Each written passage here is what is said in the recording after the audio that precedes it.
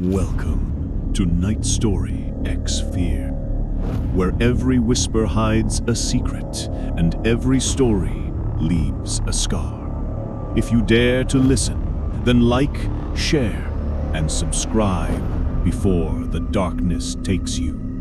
And tell us in the comments what haunts you the most. NightStoryX Fear, where fear never sleeps.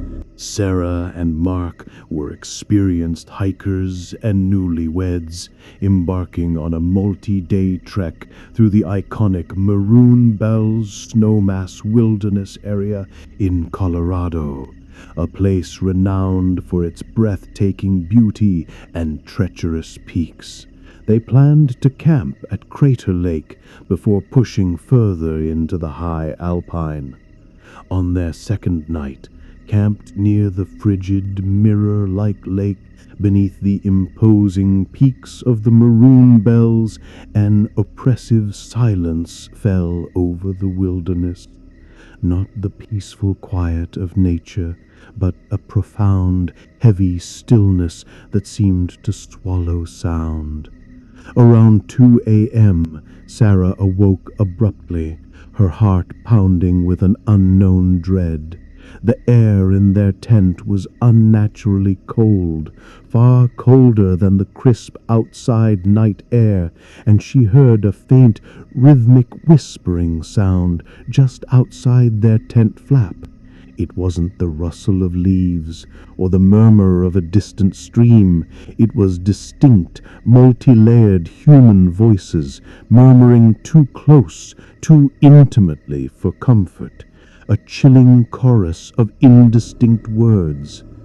Mark, startled awake by her sudden movement and the palpable tension, heard it too.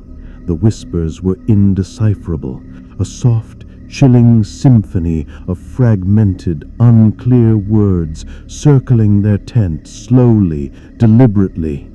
He grabbed his headlamp, shining its beam frantically through the thin tent fabric. No shadows. No movement, just the pervasive, cold whispers that seemed to press in on them from all sides. He tried desperately to rationalize it as other hikers, but they knew this area was too remote for unexpected company at this hour. The whispers then seemed to lower, becoming a guttural, almost growling murmur.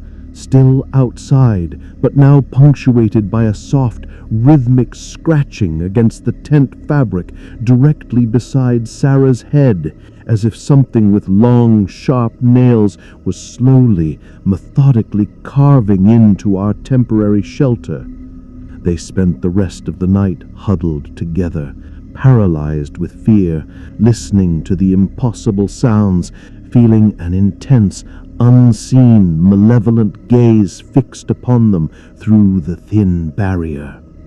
The next morning, exhausted, eyes red-shot and profoundly unnerved, they packed up their camp in a blur of silent panic.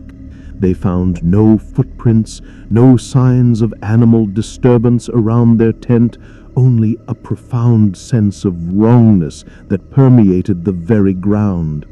The scratching, however, had left behind faint but visible 3 parallel gouges on the outside of the tent fabric where the sound had been, deep enough to tear the waterproof coating.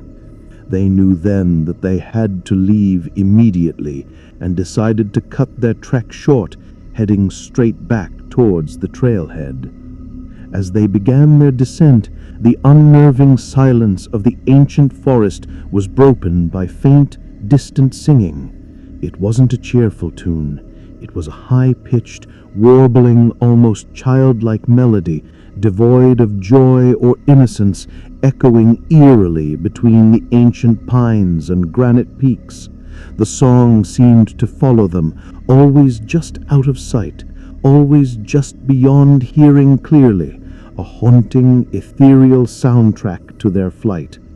As they neared a particularly dense grove of ancient, twisted aspen trees, the singing grew louder, becoming a dissonant, overlapping chorus of children's voices, still singing that same chilling, off-key melody. From within the grove, the air grew incredibly cold, far colder than the surrounding forest, and they felt an intense, undeniable pull, a strong psychological urge to step into the grove, to find the source of the voices, to join the song. Sarah's compass, which had been perfectly functional, began to spin wildly, uselessly. They resisted with every fiber of their being, pushing through the urge with sheer willpower, their muscles burning from the exertion of fear. As they hurried past the edge of the grove, they both caught a fleeting, horrifying glimpse between the aspen trunks. Dozens of small, ancient-looking wooden dolls, crudely carved and stained dark, were hanging from branches at eye level, swaying gently, even in the still air, each with two small, empty holes where eyes should be. Their featureless faces seeming to turn towards them, the singing intensified into a frantic, pleading wail, all the dolls seemingly crying out in unison, begging them to stay, to join their eternal chorus. They broke into a frantic run, scrambling down the steep, rocky trail, the horrifying children's chorus chasing them, growing louder, more desperate, more insistent, until they finally broke free of the dense forest and burst into the relative safety of the parking lot. They threw their gear into their car, started the engine with trembling hands, and sped away, never once looking back at the majestic, yet now utterly terrifying peaks of the Maroon Bells. The mountains, once a symbol of beauty, were now a monument to a chilling, unseen horror. Weeks later, back home, Sarah began to hear phantom whispers just before she fell asleep, indecipherable yet chilling, always seeming to come from just outside her bedroom door. Mark developed an inexplicable aversion to children singing, reacting with extreme panic and nausea to even innocent melodies, often gripping his head as if trying to block out an internal sound. Sometimes he'd absent-mindedly trace 3 parallel lines on his arm, the pattern identical to the gouges on their tent. The whispers of Maroon Bells had imprinted upon them, leaving an indelible mark of dread and a chilling understanding. Some ancient, unseen entities truly reside in the beautiful, desolate heart of the Colorado Rockies, eternally watching, eternally waiting, and eternally singing for those who venture too deep into their domain, eager for new voices to join their endless, sorrowful choir. Story 2: The Wendigo's Shadow in Glacier National Park, Montana. Michael, a seasoned park ranger in Glacier National Park, Montana, was no stranger to the wilderness. He knew the mountains intimately, the vast forests, the unpredictable wildlife. He had faced blizzards, grizzlies, and lost hikers, but nothing in his 20 years of service prepared him for the summer of 2017. He was on a solo, week-long patrol deep in the park's isolated eastern backcountry, far from marked trails, investigating disturbing reports of unusual animal behavior and strange, distant, mournful cries that locals attributed to something ancient.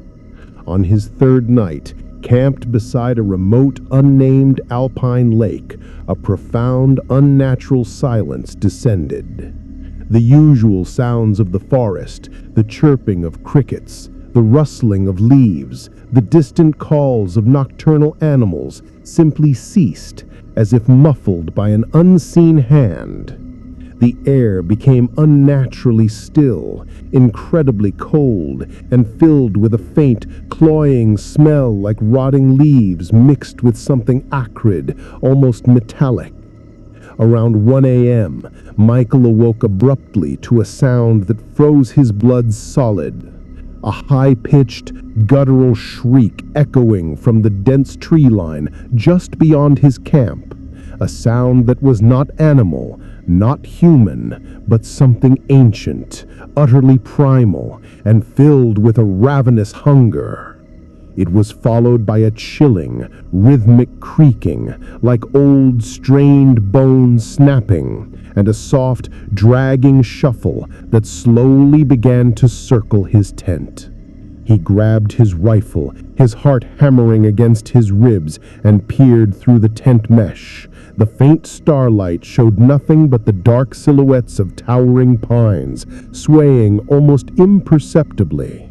The creaking and shuffling continued, steadily circling, drawing closer with each rotation, a methodical, terrifying dance of pursuit. He spent the rest of the night rigid, rifle aimed at the thin fabric, listening to the impossible sounds, feeling an intense, malicious presence just beyond the barrier, a predatory gaze fixed upon him. The next morning, utterly exhausted, eyes burning from lack of sleep, he emerged to find something horrifying. Every single tree in a perfect circle around his tent had deep, vertical claw marks scored into its bark, reaching impossibly high, far beyond the reach of any bear or known predator. The gouges looked freshly made, still moist with sap.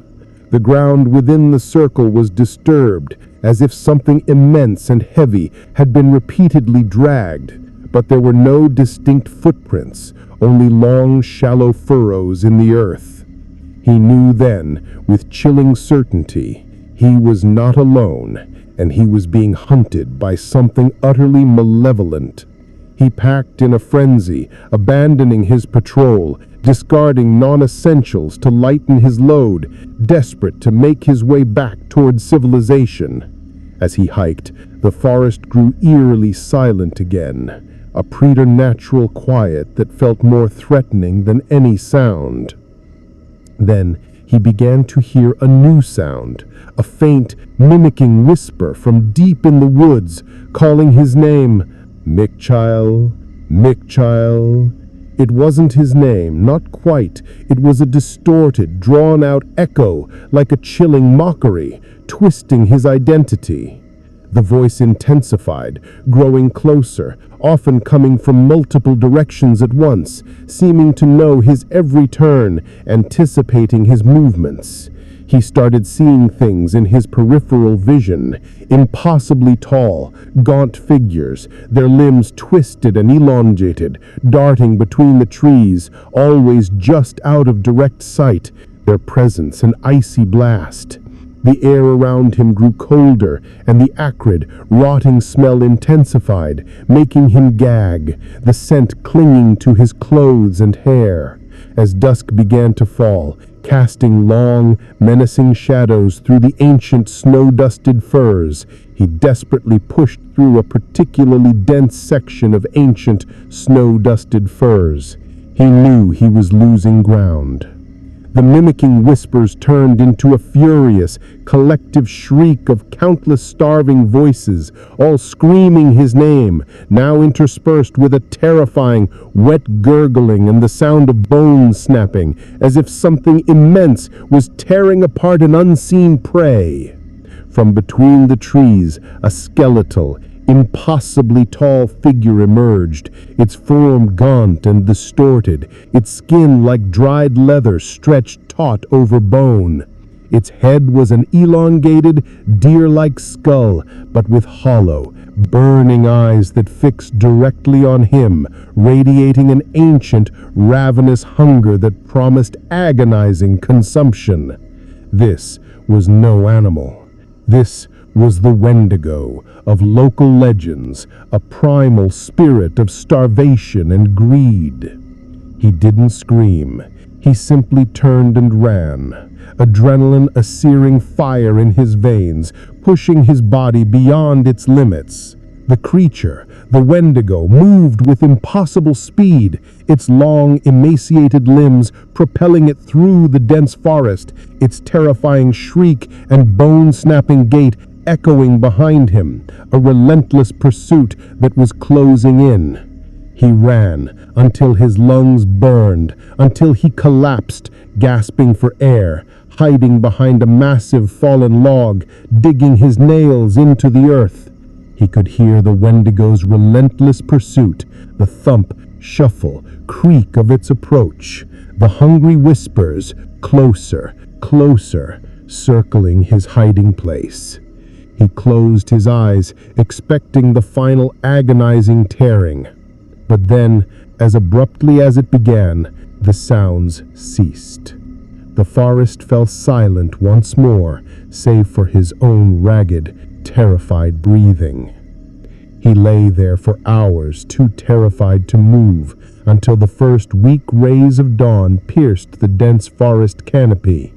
He eventually made it back to civilization, a ghost of his former self, emaciated and traumatized. He resigned from the Park Service, never to set foot in the wilderness again. The majestic mountains now a place of absolute terror. Every night, when the silence becomes too deep, he hears the faint, mocking whisper of his name. Sometimes he wakes up with a gnawing, inexplicable hunger that food cannot satisfy, and he swears he can still smell that acrid, rotting scent clinging to his skin, a constant reminder. The Wendigo shadow in Glacier National Park, Montana, had found him, had hunted him, and though he escaped with his life, it had left an indelible mark, a chilling psychological hunger that would forever haunt him, a terrifying internal echo of the ancient, malevolent spirit that roams the highest, most isolated peaks of the Montana Rockies, always searching for its next meal. Story 3. The Trapper's Curse of Grand Teton, Wyoming. Emily and David, experienced backcountry campers and newlyweds, sought adventure on their honeymoon, choosing an isolated, seldom-used trail in Grand Teton National Park, Wyoming. They planned to set up a remote camp near an abandoned, crumbling trapper's cabin from the 1800s, rumored to be haunted by the spirit of its former inhabitant, a man who allegedly starved to death. The cabin stood nestled in a silent, forgotten valley, surrounded by towering snow-capped peaks and ancient pine forests. On their second night, camped near the cabin, a profound, unnatural stillness descended. The air grew heavy, thick with unspoken dread.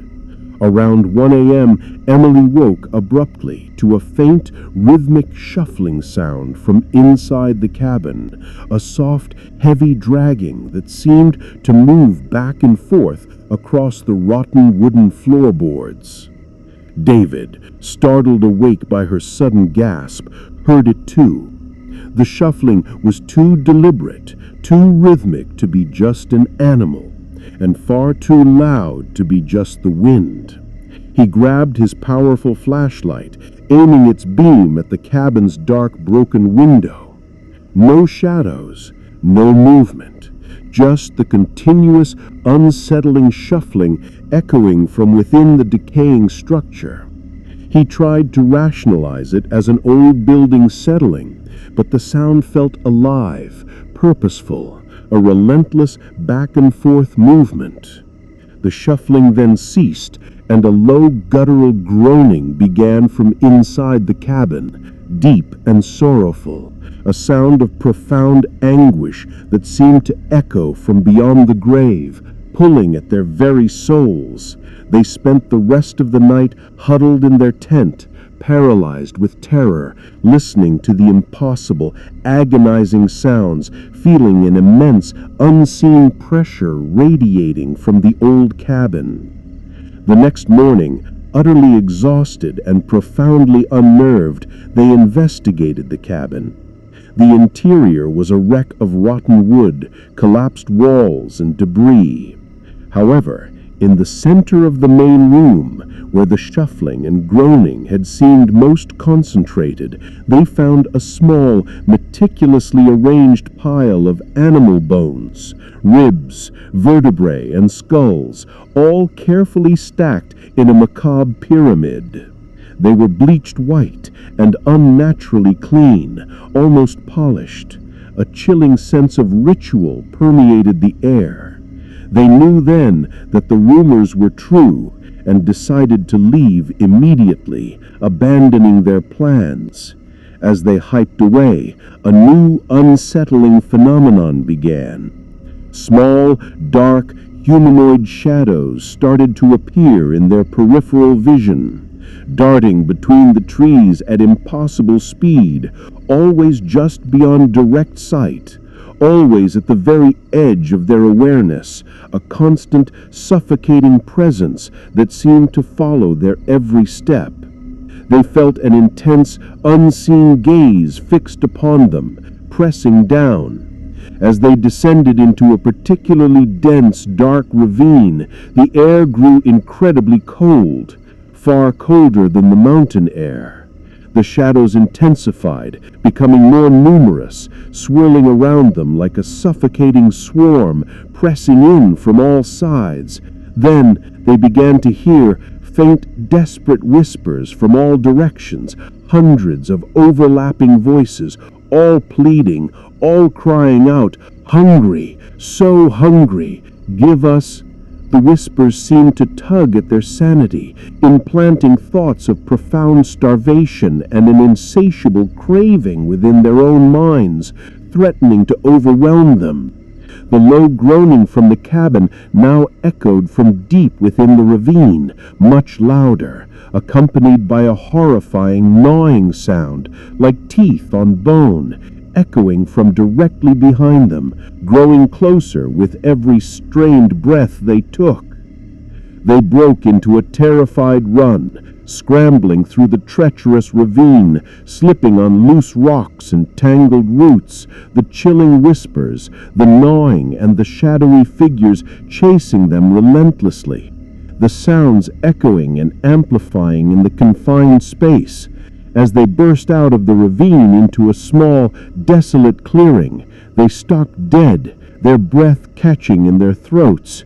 In the center of the clearing stood a single, ancient, gnarled pine tree, its branches twisted into grotesque, supplicating shapes. From every branch hung dozens of small, desiccated animal carcasses, rabbits, squirrels, birds, all perfectly preserved, shrunken and dry, their empty eye sockets staring blankly, their shriveled forms swaying gently. At the base of the tree, surrounded by a macabre ring of more neatly arranged animal bones, stood a tall, gaunt figure. It was entirely composed of dark, swirling shadows, vaguely humanoid, but impossibly thin, its limbs twisted, its head a featureless void, but from its center emanated 2 pinpricks of glowing, malevolent red light, its eyes fixed directly on them, radiating an ancient, unholy hunger. The shadowy figure slowly extended a long, skeletal arm towards them, its fingers impossibly elongated, beckoning. The whispers intensified into a ravenous chorus of shrieks, all begging for sustenance, promising unimaginable agony and eternal starvation. David, overcome with primal fear, screamed a raw, guttural sound, grabbed Emily, and dragged her away. They ran blindly, scrambling over rocks and roots, through thick brush, the chilling chorus of shrieks and the sickening gnawing sound chasing them through the darkening forest until they collapsed, utterly exhausted and mentally shattered, hours later. They never stopped running until they reached civilization, abandoning their honeymoon and the mountains forever. Weeks later, back home, Emily started having vivid, disturbing dreams of insatiable hunger, waking up with a raw, burning sensation in her throat that no amount of water could quench. David developed a compulsive habit of hoarding food, his pantry overflowing, his eyes often darting nervously as if expecting something to appear and claim his sustenance. Sometimes he'd swear he heard faint whispers begging for food. The trapper's curse in Grand Teton National Park, Wyoming, was real. It was a hungry, ancient entity that feasted on desperation and starvation, its shadow forever imprinted on those who dared to intrude, leaving a chilling psychological craving that could never be satisfied. A constant, terrifying reminder of the insatiable hunger that roamed the desolate peaks of the Wyoming Rockies. Story 4: The Lost Hikers of Yosemite Valley, California. Jennifer and Alex, avid adventurers and newlyweds, chose a challenging multi-day backpacking trip through the pristine wilderness surrounding Yosemite Valley, California, for their honeymoon. They were highly experienced in backcountry navigation, but Yosemite's vastness and ancient forests held secrets far beyond any map. On their third night, camped deep within an unmapped, isolated section of forest, far from the main trails, near a small, unnamed tributary, an unnatural silence descended.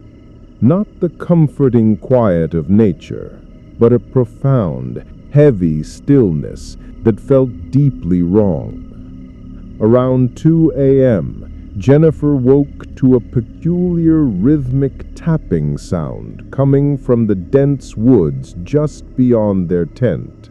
A soft, deliberate tap-tap-tap, like fingers tapping on bark, but too precise, too measured to be an animal, too intentional.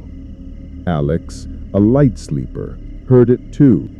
The tapping moved, slowly circling their tent, always just out of sight, always maintaining that unsettling rhythm. He grabbed his powerful flashlight and swept the area frantically through the thin tent fabric. Nothing. No shadows, no movement, just the unnerving tapping, relentlessly circling, pressing in on them. He tried to rationalize it as a branch or a loose stone, but the rhythm was too intentional, too purposeful. The tapping then ceased, and a faint, ethereal whistling melody began, high and clear, like a forgotten folk tune played by an invisible piper. It was hauntingly beautiful, yet profoundly unsettling, filling the deep quiet of the forest with an ancient, sorrowful sound. They spent the rest of the night huddled, paralyzed with terror, listening to the impossible sounds, their minds reeling. The next morning, exhausted, disoriented, and deeply shaken, they packed up immediately. A cold dread settled over them.